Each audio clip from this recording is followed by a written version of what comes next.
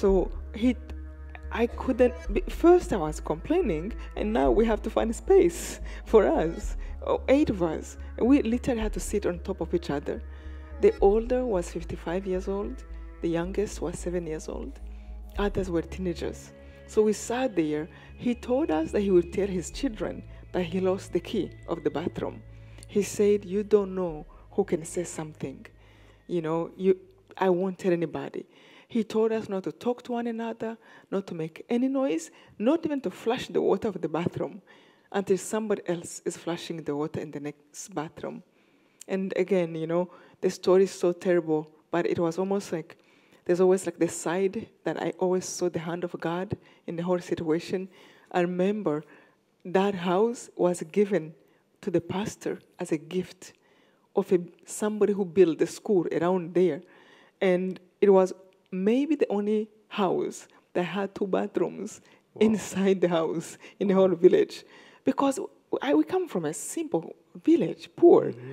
So I remember when he said he would tell them he lost the key of the bathroom. I'm like, which bathroom are you going to use? But they did have a second bathroom. Mm-hmm. Yeah. Mm-hmm. So we sat there. He was able to bring us food. And the food he could afford was the leftovers of his children, because he couldn't cook for us. And he would come one night, once a day, and throw one plate. We were very hungry, but you want to survive.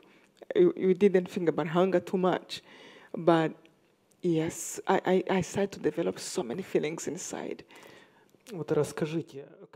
Tell us what stages you were going through in the first week or 3 days. What was happening in your inner person? So many emotions I didn't think were even possible. I thought, first I thought I need to go home. This is too long. And then I start to think, I haven't done anything wrong. How can this happen? Like, people go to prison because maybe they're accused of something. Somebody must see through me that I was created this way. I didn't choose to be this way. Mm-hmm. I mean, call me a tree, call me anything. So I went through so many emotions of wanting people to understand I'm not an enemy. And then I started to get impatient of being there. My body can't take it. You always feel you can only handle this much pain. Mm-hmm. But that, I thought it was getting to be too much. Like, I need to lay down, I need to sleep, I need to eat, I need to shower. It can't be this bad. Then I started to get angry. Anger, I can't put in words. Inside, and then they lied to me. I should never have spoken to anybody of that tribe. I should never be their friends. But then I would get confused. But the man who is protecting us is their tribe. I can't hate all of them. But then, no, I hate them. So it was a lot of confusion. But the worst thing, the worst question I could ask myself was, why? You couldn't find an answer. Because you want to make sense of the evil. You want to understand how they're thinking. And you can't find an answer. Evil doesn't have reasons. Evil is there to hurt, to torture, to hurt another person. It doesn't have a justification. And I was trying to find a justification. And then first I thought, maybe they don't understand. Maybe they're not so smart. Maybe somebody can explain to them. And when they put on the radio, it wasn't not only now the private radio was spreading hatred, it was the national radio, where government ministers, the new president was on radio and saying, kill everybody, everyone, don't forget the children. Then you realize how bad it had become. Is it true that children were deliberately being killed as the future generation? Women, first and foremost? What I know they did was so terrible to women was that there's one government minister who would take people who were in hospital who have AIDS to rape Tutsi women and not kill them and let them live with AIDS. So they used that as a weapon to kill women, Tutsis, for a longer time, not one time. Every evil you can think of was happening here. So did you get out of the bathroom at night? Did you have an opportunity to at least sleep? Or no? You know, there's a time when the pastor, he thought we'd go crazy. So he would open the door of the bathroom when he's sleeping and close the door, his door, and we would crawl outside of the bathroom, so sleep in front of his bed. And then in the morning, we would rush back inside the bathroom. But that was it. We couldn't talk. And one time, again, he said, "You're going to go crazy." And he opened his room at night. He put on the TV. It wasn't a TV, like a channel, but he put a movie. And I remember thinking, I wish I can just jump inside this TV and run away from this. And to see, it was again a movie made, it wasn't live, but to see that people in other countries are walking, and you wish you can be a bird and just fly there. And I remember I used to think, how people have the freedom to walk, how do they feel? I hope they're thanking God every second. You know, I wish I wasn't born here. I wish I was dead. You know, there was like a lot of emotions, anger, desperate, and a lot of fear and pain, and everything was like maximum. When I felt angry, I thought, I'm going to be a soldier, and I would just like revenge my whole tribe. And then I'm realized, but I'm here. I can't even leave. I don't know if I'm going to leave one day. Then I will feel fear, and fear will kill me, and I will think about everything possible can happen, because it didn't stop from just knowing they're killing people. They started to search every home, and they came to the house we were hiding. Were you also being sought? Did they come to your home or not? They did. They came, it was like 2 weeks when we were sitting in the bathroom, because they reported how they killed people who ran to stadiums. They went to every church, Protestant, Catholic churches where people run, Adventists, every church where people will run. They went and destroyed churches, put guns, grenades, fire, and burn everybody. Then they went home by home. So in every village, they had like 300-400 men. They gave drinks, smoke, and paid food, and they asked them to go home by home to search. It was so bad, but it was also maybe the best thing for me, but it really pushed me to come close to God. They came to search, I remember the first time. I was stretching, and I saw them through the window. They were dressed in banana leaves. They had all kinds of arms, long machetes, spears, guns, grenades over their bodies. And these are people I know, people from my village. They came inside. I remember one man said, he have killed 399 cockroaches. He said he wants me, Immaculee, to be the 400. This was a 4-bedroom house.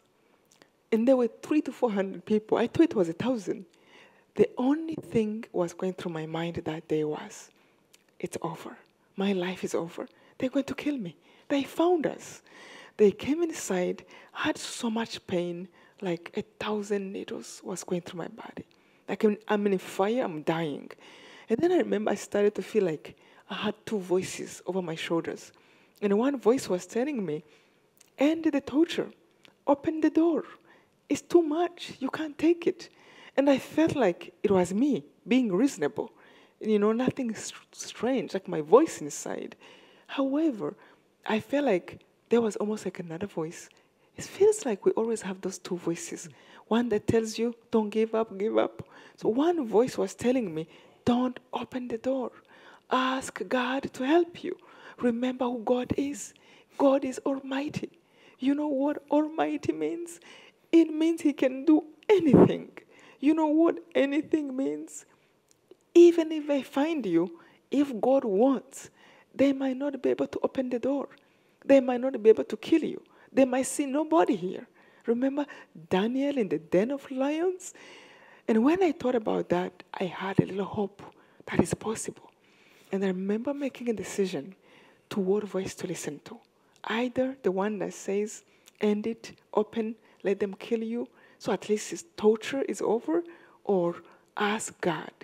And I remember turning to God and asking him, if you are there, if it's someone who created me, Even somebody who put all this together, I am begging you, don't let them open the door of the bathroom. If they don't open it, even if I die tomorrow, I will know it is you who did it. And if you do it, I will not doubt you again.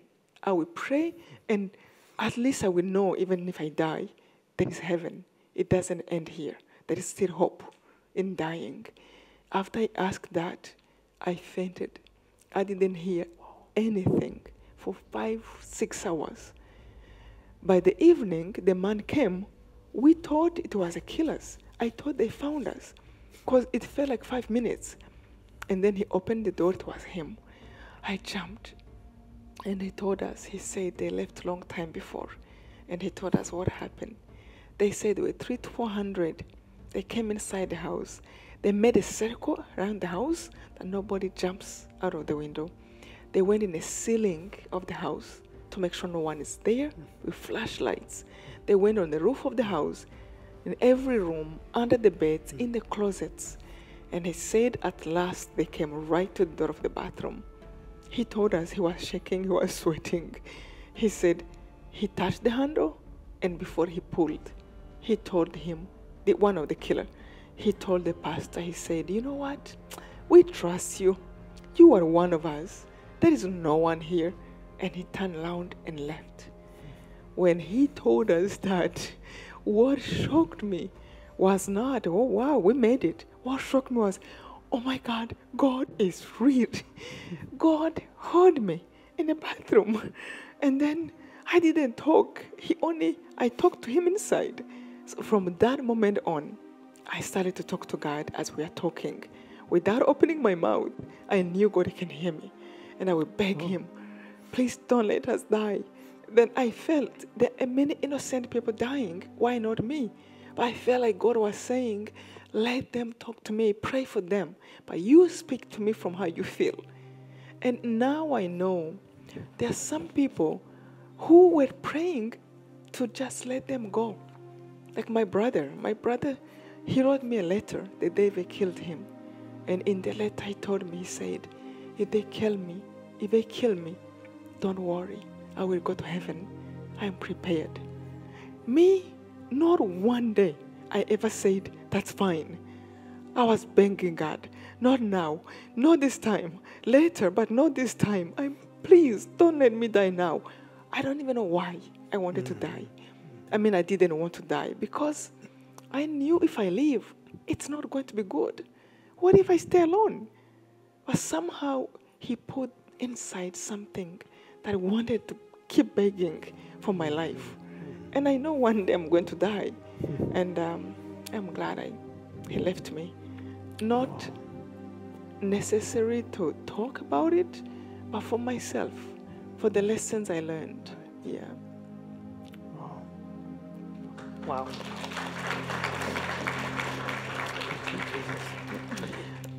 Immaculee. Immaculee, what was your last day in prison like?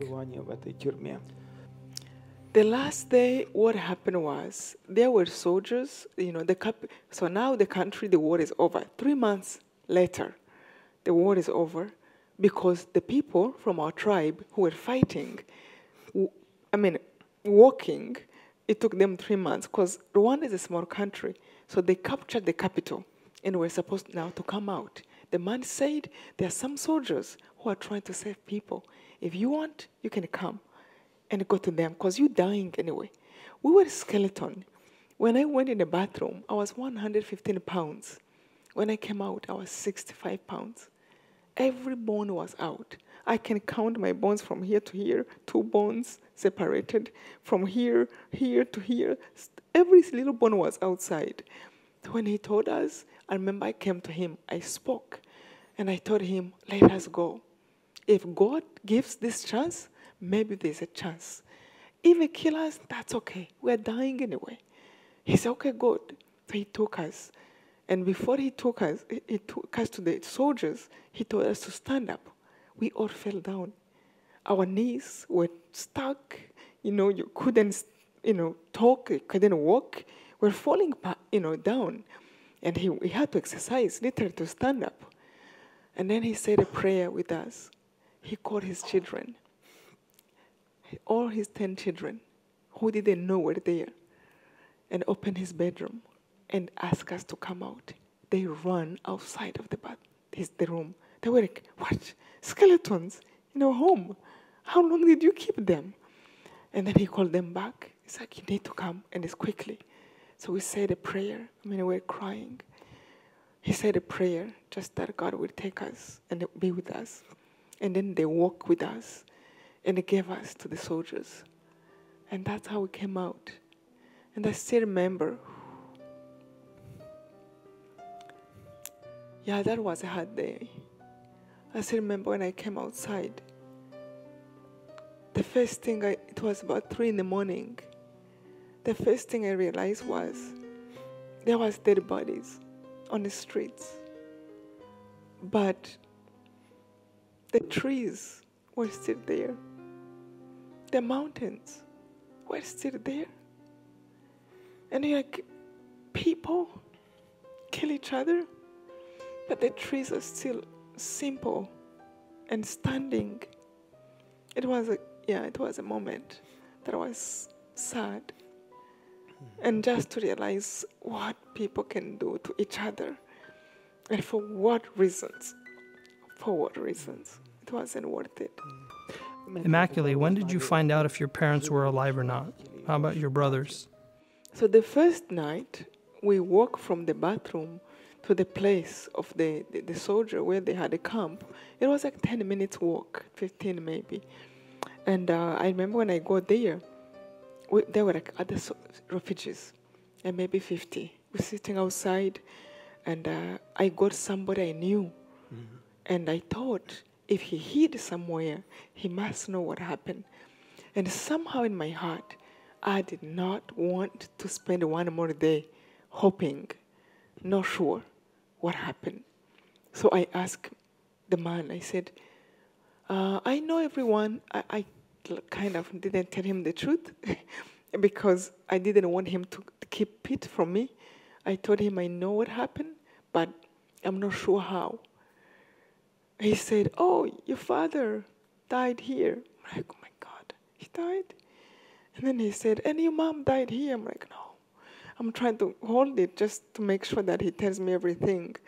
And then he said, oh, your younger brother, and the other brother, and your grandma, and your grandpa. I'm like, God, just hold it. It's like, everybody died? And he's like, I'm sorry, you didn't know? So I remember crying for like 5 minutes. So the first time I found out was like the first 10 minutes. I was in the refugee camp. I wanted to know. I wanted to know how I move on in my life with the truth.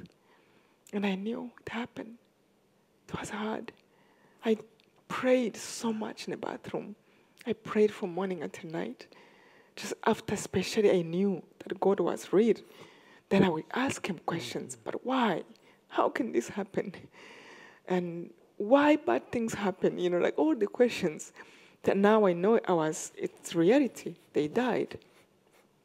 But I realized that in like 5 minutes later, I have to pick up and say, God, okay, they died, it's over, but I'm still here. And I realized that I don't know how long I'm going to be. I truly still felt like God's voice inside was there, as if like God was saying, pick up and try to care for somebody. Reach out to another refugee camp, reach out to another refugee person. Because in the refugee camp, there were people who without arms. There were people with machete open. There were children who just left by their parents. So there was like a lot not well. And I felt like God was saying, stop crying. Now take care of people. Because in the end, it's love that matters. Immaculee, did you find the bodies of your close ones? Are they buried in Rwanda? Do you know where they are buried? Where is this place? Yes, I was able to find some. My father was burned. And my younger brother, he died in a refuge in a stadium with thousands of people. And then they burned everybody. But my one brother, I saw where the neighbors where they killed him and they buried him. And my mom, I find them and I put them back where we lived.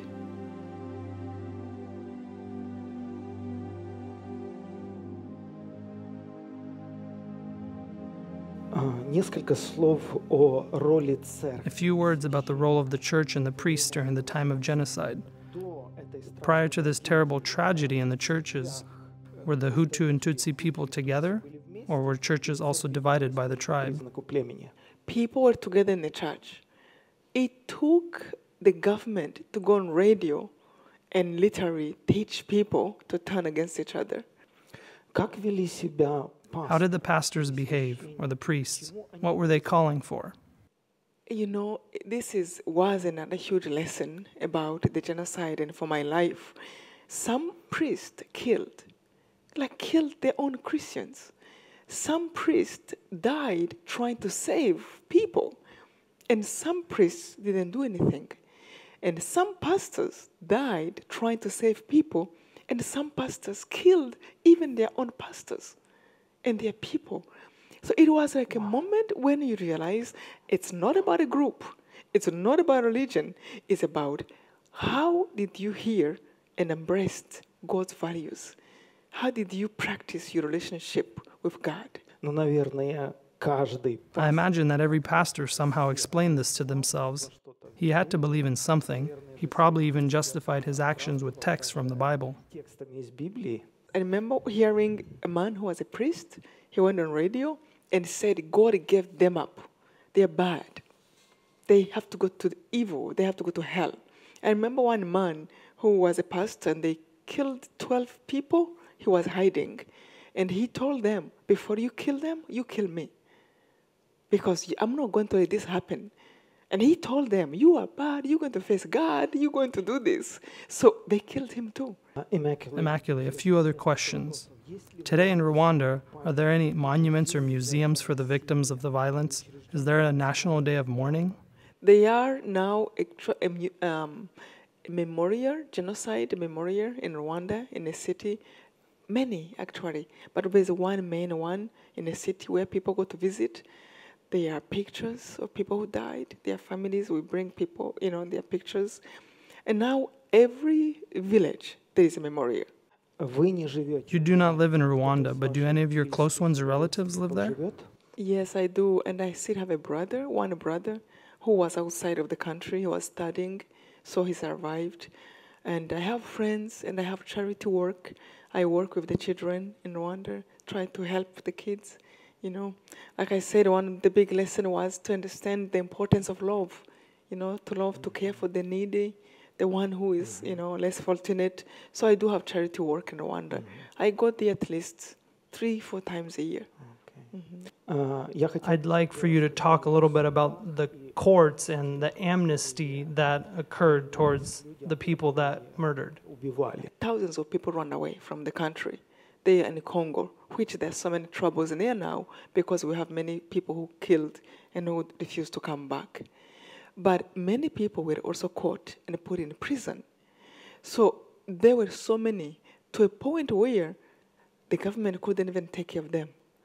And survivors, Tutsis, were asking the government, put us in prison.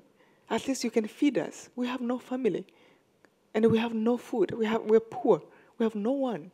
Now we are feeding the prisoners. Oh, wow. Yeah, it was like a case where you just feel like this never happened in the world, but how do we deal with it?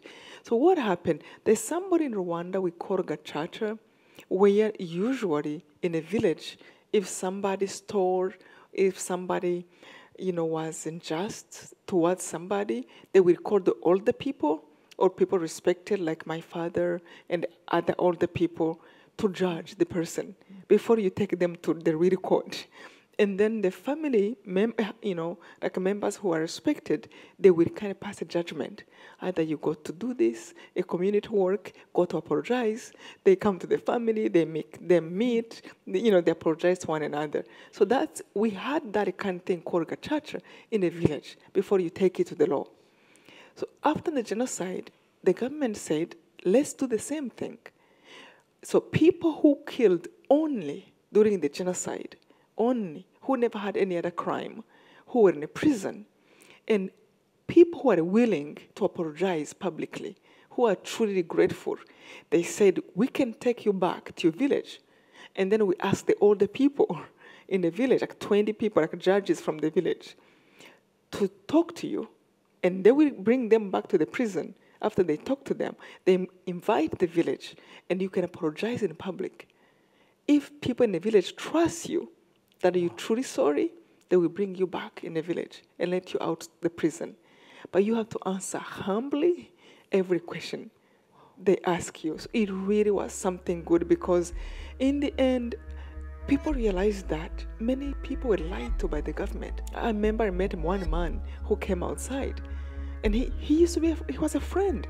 My parents paid school fee for him. I asked him, I'm like, what happened to you? How can you do that? How can you kill a person? I remember you couldn't even insult somebody. How did you become a killer? The man looked at me in tears. He said, you want to know the truth? He said, I miss people I killed. I don't know what happened to me.